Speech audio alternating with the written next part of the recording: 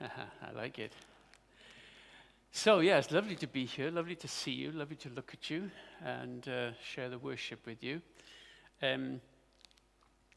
Just before I share my talk, I would like to introduce some resources that we've brought because we're quite keen, take the word quite out, we're keen to encourage Christians to engage with the Bible in ways that are enjoyable, meaningful, and enable us to encounter God as we do. So we bought some resources that we began to develop about 12 years ago, mainly for personal devotions and life groups, and they're still used for that purpose, but now they've broadened out and they're used for leadership training. And so it's a little bit old tech, but we've got DVDs and a booklet that go with the DVD teaching, but it's also streamed from our website that you might be more comfortable with. So check them out, and it'll do you good. I've also brought some books, and the books that I've written are, the ones I've brought are fundamentally focused on the Father, the Son, and the Spirit. Not because I am the fount of knowledge of those, but because they are the most remarkable beings in the universe, and they have given us the privilege of engaging with them. And the more we can do that on this earth before we do it with infinite abilities in the next life, the better. So I've just brought two with me. This one is called God in Us, which is a gentle journey into who God is. It's used as a post-alpha course, but it's of value to young and old Christians, and it just introduces us and reminds us fundamentally of the commitment of God to us. With my theological hat on, I'm used to thick tomes about God that can be a little off-putting, to say the least. In fact, that they can push God further into the distance because they can, in trying to elucidate him, they can make him more complex. Well, this is not that heavy. And have a look and see whether you could benefit from that. This one, I think this is the last one I've written, and this is the miracles in the Gospels. And in fact, it's basically, the strapline is, what do they teach us about Jesus? In other words, the miracles are recorded in the Gospels, not to help us in our miracle-working lives, although God has granted us that privilege from time to time, but they are there to reveal something about him. And the talk that I'm going to share this morning, that's in here. So if you fall asleep or daydream and want to revisit what I've said, because somebody will later say, that was an interesting talk, but it's too late, well, you can buy the book. Well, it's been a momentous week, as Pastor Kenny has reminded us, mainly, of course, because our Queen has gone to be with the Lord. And I was listening on the radio at the service in Westminster this morning, and in the presentation by the Dean, he talked about the constancy of Queen Elizabeth. She was always there. She was ever present in all of our lives, most of our lives, all the time. Distant but present. And I couldn't help but compare her in that regard with our God, who is always present, distant but constant. And that made me think about, is he distant or is he close? And if he is close, because I'd like to think he is, how do I know that he is literally, palpably close to me in my situation?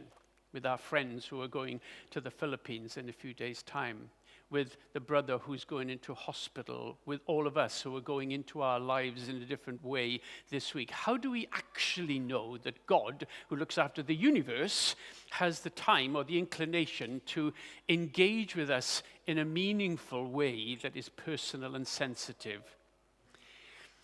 Well, we've got some verses in the Bible that will make that statement, but do we have any manifestation of that presence? Well, that's where this story comes into focus.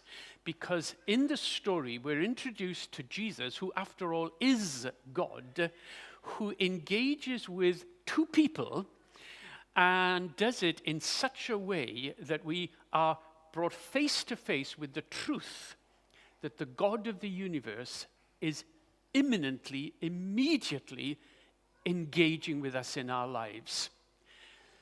So I'd like to explore this story, and I'm just going to put this so that it doesn't keep doing what it's just done and going dark on me.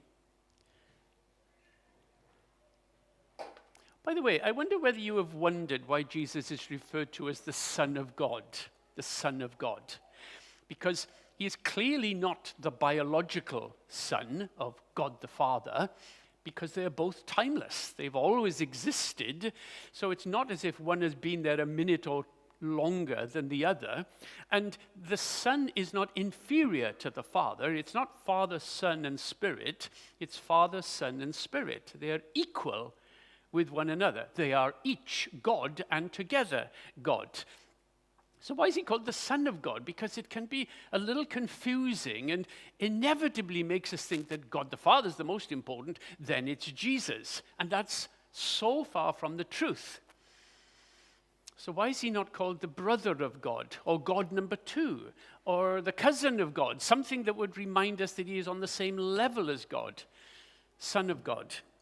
Well, this is very important to this talk. So let me take you back into the first century. I'm a first century speaker, you're first century people. I've not been able to come. Who should I send to replace me who can share my talk with you and share my heart with you? Who's going to be the most likely candidate who can do that in a way that reflects who I am best? Well, surely it will be Judy. We've been married for 48 years. She knows me better than anybody. Surely she'll be the best representative of me if I can't be here. Well, not in a first century setting.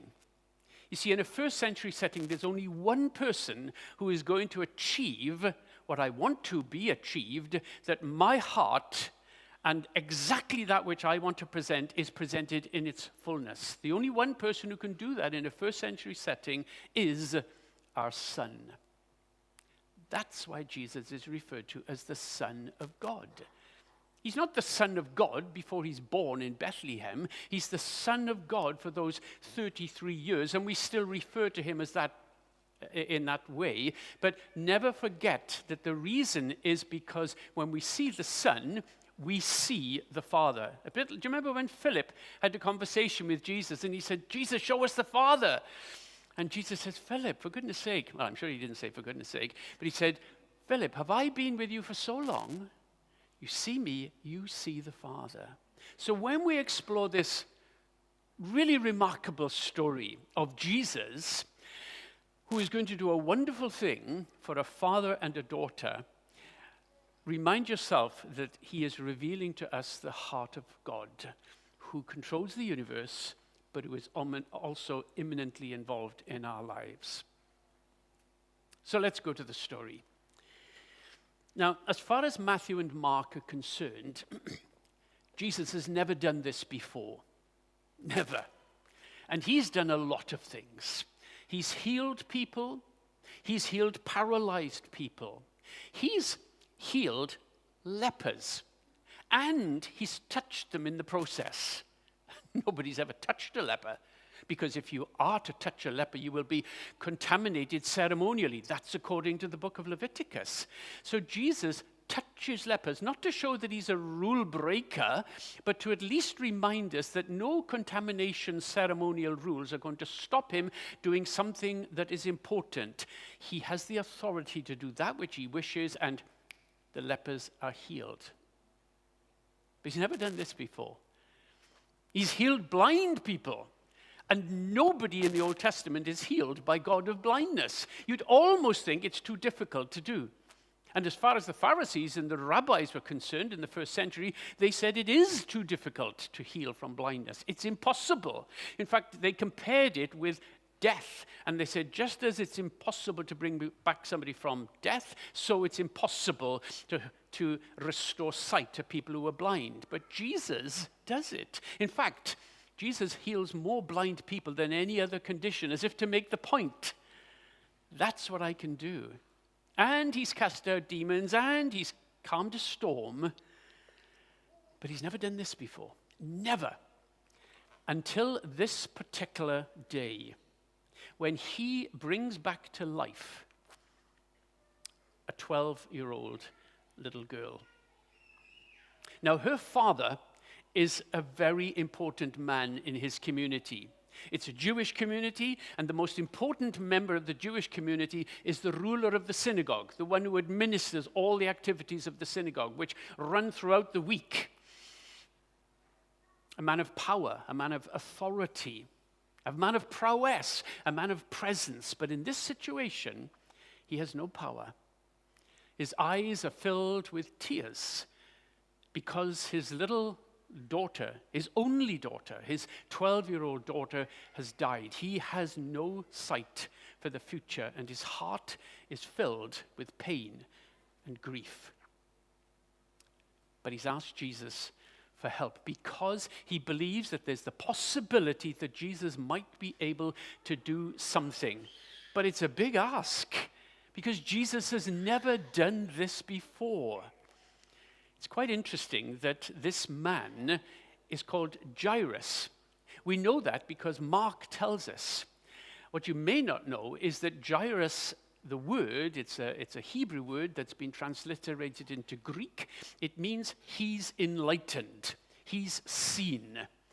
Has he seen something in Jesus that begs the possibility that he might be able to help my little girl? Well, it looks as if there's something along those lines. But he is going to learn something about Jesus that's even more significant than that he is a restorer to life from death. You hear what I'm saying? This story that we're going to read in a moment is more than a resurrection, wonderful though that is. And Matthew, Mark, and Luke, because they each tell the story, want to make that point. There's something about Jesus that you need to know, readers, and don't miss it by getting captivated by the resurrection, marvelous though that is. Well, we better read the story. So if you have your text with you, we're going to take it from Matthew 8. But if you don't, and even if you do, you might want to just listen to me as I read the story, because you will then be functioning like a first century Christian. 95% of the people in the first read it. So I'm in Matthew chapter 9, and I'm in verse 18. And we're going to focus on Matthew's presentation of the story. Here it is, Matthew 9:18. While Jesus was speaking to them, the disciples of John the Baptist, a ruler came and knelt before him, saying, "My daughter has just died, but come and lay your hand on her, and she will live." And Jesus rose and followed him with his disciples.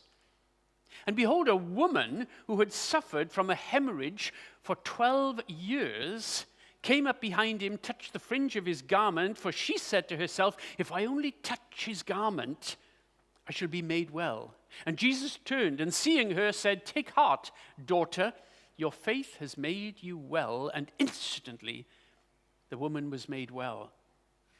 Now, Jesus came to the ruler's house and saw the flute players and the crowd making a tumult. And he said, "Depart, for the girl is not dead but sleeping."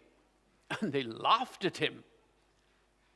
But when the crowd had been put outside, he went in and took her by the hand, and the girl rose.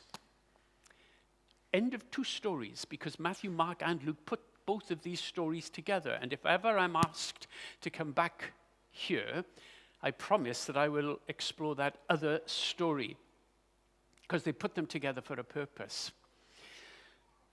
I want us to focus on what Jesus does for the father and what Jesus does for the little girl. And we're going to use the text as the basis for our investigation, because truly that's what we're doing. We're going to investigate the text. We're going to ask questions of the text. And in asking questions of the text, we're going to inevitably slow ourselves down. And in the pause, we hear the authors speaking to us in response to our questions. And more importantly, we hear the divine author introducing truth into our lives that can make a difference to this day, to this week. So let's first of all ask the question, what does Jesus do for the Father? Now the village is already preparing for the burial, because as is the practice even now, but certainly in the first century, when somebody died, they were buried as quickly as possible, partly because of the heat. And they laugh at Jesus when he says the little girl is not dead. They mock him. And even some of the rulers' friends advise Jesus not to interrupt the business of Jesus because it's too late. Not even Jesus can do anything to help. He's never done it before. Who's to say that he can do it now? I wonder if you've ever felt just like that. You maybe have come to church today and you're not too sure why you've come, but it's the thing that you do on Sundays, but actually you're not feeling that different to the ruler. You may be, because of your situation or because of what is coming, you may be feeling a sense of hopelessness. You may feel that the pillars on which your life is are based, they're shaking. You might even feel that they're no longer there. And your heart is filled with a measure of dread. Can Jesus do anything to help you? Well, this story will give us the answer to the question. So let's see what Jesus did, and let's see what he did for the Father. First of all, because Jesus does two things that are very interesting.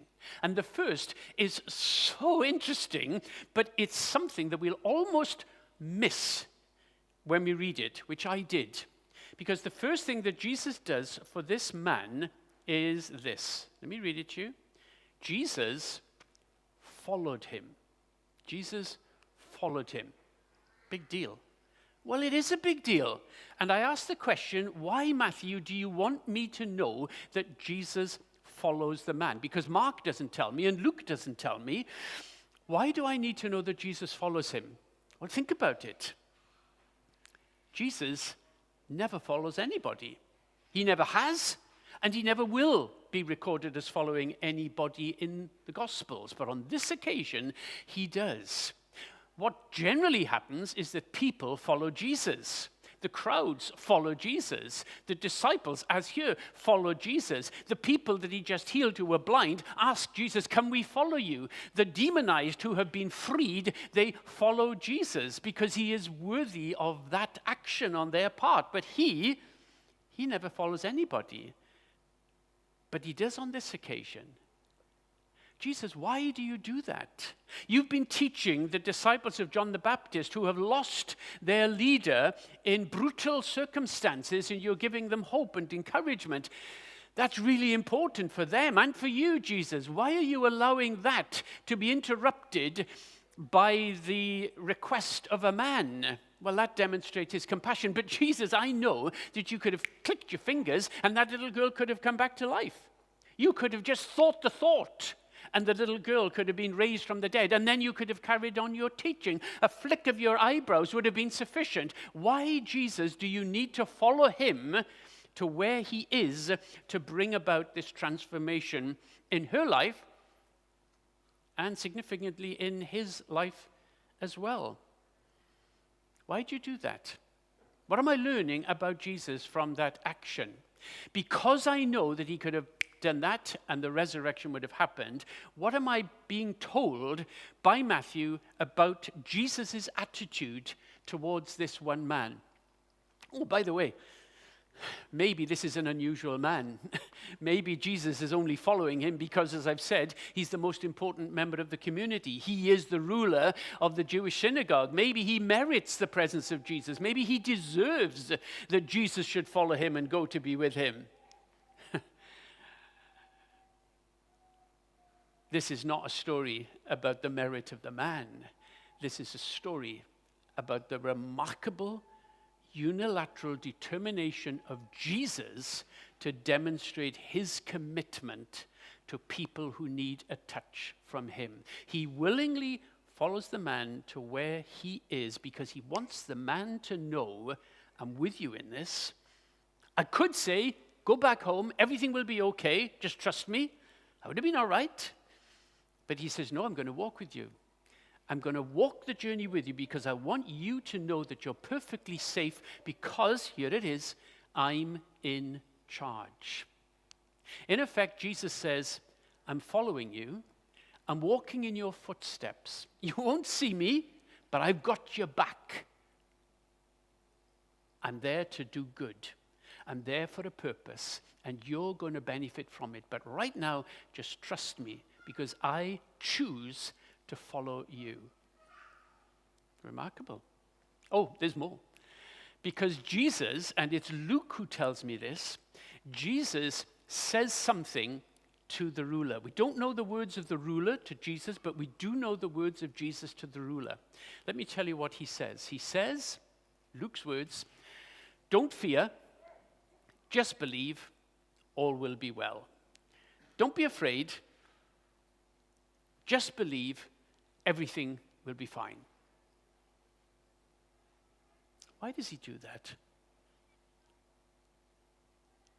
Do you notice he says, don't be afraid? He doesn't ask the man to have more faith. He doesn't say, exert more faith, build up your faith. Because the man has done everything that he needs to do to demonstrate his faith. He simply asked for help. And that's all that Jesus is expecting the man to do. He doesn't even expect the man to know that Jesus is going to raise his daughter from the dead. All he knows is that the man thinks it's a possibility, and that's quite sufficient. So he doesn't say, build up your faith, keep it together, hold on to it. He just says, don't be afraid. Why is he afraid? Well, put yourself in the shoes of the man. You see, it's one thing for him as a last resort to come to Jesus and say, please, can you help? But now, if I'm like him and if you're like me, I'm beginning to think, what have I done? What a stupid thing. Why have I put Jesus in this embarrassing position to try and raise somebody from the dead when he's never done it before? Nobody's ever done it before in our lifetime.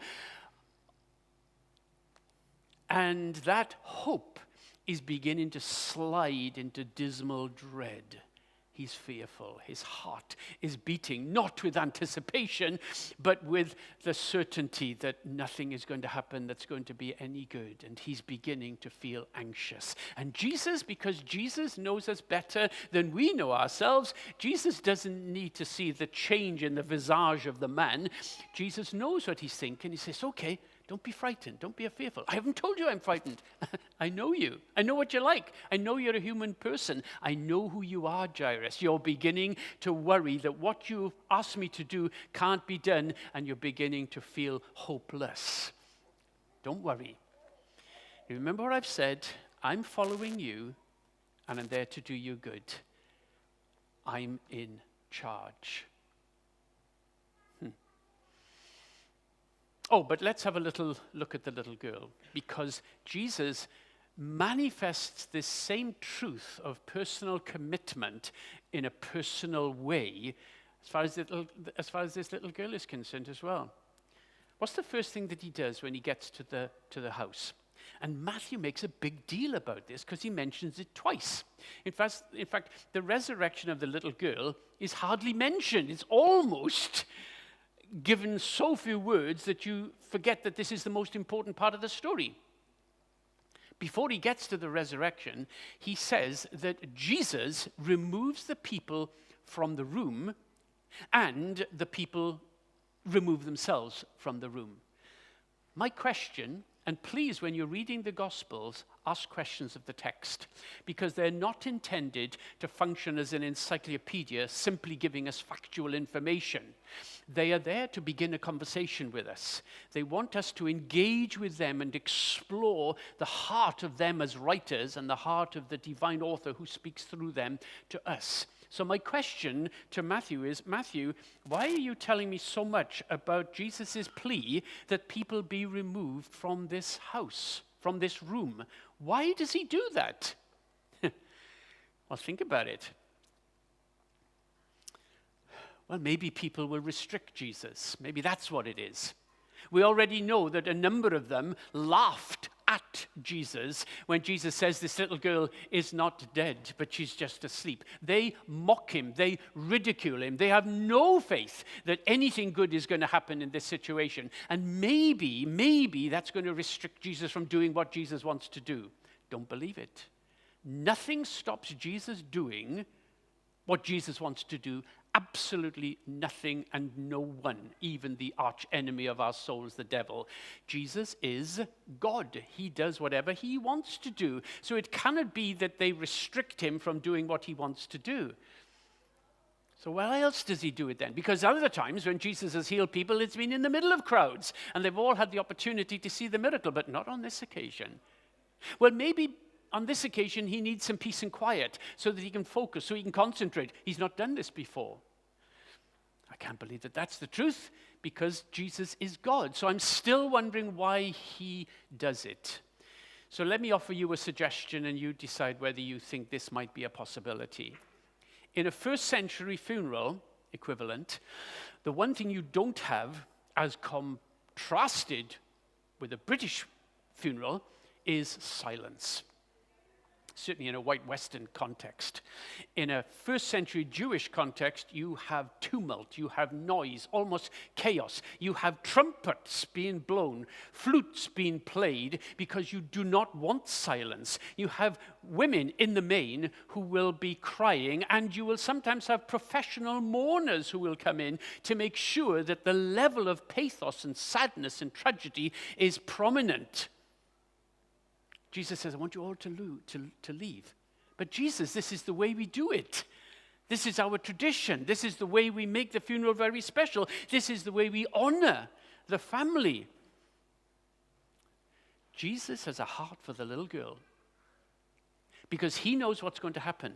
This little girl is going to be raised from the dead, and the one thing that he wants is that when she's raised from the dead, she's going to be coming to life in a context of peace. Not going to be anybody there except Jesus, because everybody is moved out, including the disciples. And when she comes back to life, she's going to see Jesus, and it's going to be peaceful. It's not going to be frightening. It's not going to be scary. It's not going to be destabilizing for her. This is for the little girl that Jesus asks the people to leave. She's only 12. And if that's how he functions, and if that's the manifestation of God in the way that he functions, then this week, whatever I'm doing, if I'm leaving this country, if I'm moving into a position I've not been to before, I know that that same Jesus, Spirit, Father, are going to be functioning in my life in the same way as he did for this little girl, personally. Now, let me just develop this a bit more so we really are clear as to how determined Jesus is to make this a special occasion for this little girl. You see, the one thing that Jesus would not ordinarily do would be to touch a dead person. Because to touch a corpse, according to Jewish tradition, was to make yourself ceremonially unclean. You would be contaminated ceremonially, and you would have to go through a process of cleansing for 7 days. That's God's rules in the book of Leviticus. Jesus is not being radical for the sake of it by touching this little girl, because that's what he does, but he is demonstrating something not just about his authority, but about why he's going to touch this little girl, even though it breaks the rules of the time. Because he does touch her. And the ease of the miracle is that he touches her hand and she rises to life.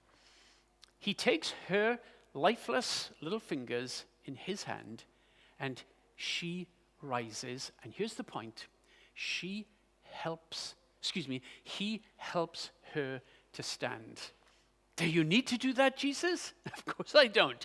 I could have brought about this resurrection while still talking with John the Baptist's disciples. I could have done it on the way and made it a huge surprise for the dad so that the little girl could run out to be with him. I could have done it outside the door. I could have done it in the midst of the crowds, but I wanted this little girl to benefit from my personal presence It's just me and you, little girl. And I'm going to touch you. And in the process of touching you, I'm going to help you to rise. Do you need to do that, Jesus? Surely to goodness she can rise on her own. If she's got her legs back, if she's got her life back, she can do it on her own. No. I want to be present in the resurrection, and I will help her to stand. He could have said, stand in the name of, well, he wouldn't have said in the name of Jesus, but he could have said, stand. Well, he could have, I guess. He could have said, stand, but he says, no, we're doing it together. Remarkable picture of the sensitivity of Jesus to this little girl. But I'm not finished. There's one more thing I need to mention, and it's Luke, Dr. Luke, who gives us this little insight, because Jesus, having raised the little girl to life, says something very special. Give her something to eat. Give her something to eat. Jesus, why do you do that? Now, if I was Jesus, this is what I would have done. I would have swept out to the crowds, particularly to those who had mocked and ridiculed me, and I would have said, well, come and see what's happened. And compare that with your attitude towards me earlier. I could have gone to the disciples and said, well, no, you've never seen me do this before, but this is what I can do.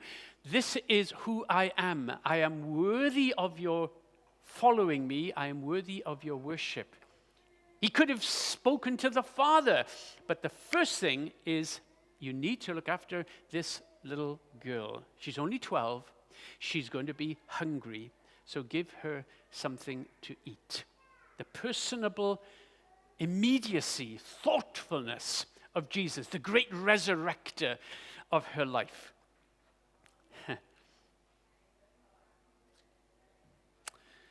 So I'm finished. Now, maybe you don't need anybody to resurrect you or to bring about a massive transformation in your life. But from time to time, as I've said before, there are occasions when we really do need a sense of the presence of God in our lives. We need a touch from Jesus, and we may wonder whether he is that inclined to be involved in our lives, because who are we and who is he? But this story on 2 counts nails that as a myth, because to the father and to the little girl, Jesus demonstrates his personal commitment. And if that is how he functioned then, and he hasn't changed, then that means that he can function like that in our lives. So don't lose sight of that truth. But I'm going to teach you a prayer before I finish, and I'll tell you what the prayer is, because I want us all to say it. So I'll tell you what it is so you know what it is that you're going to say in case you're uncomfortable with the words.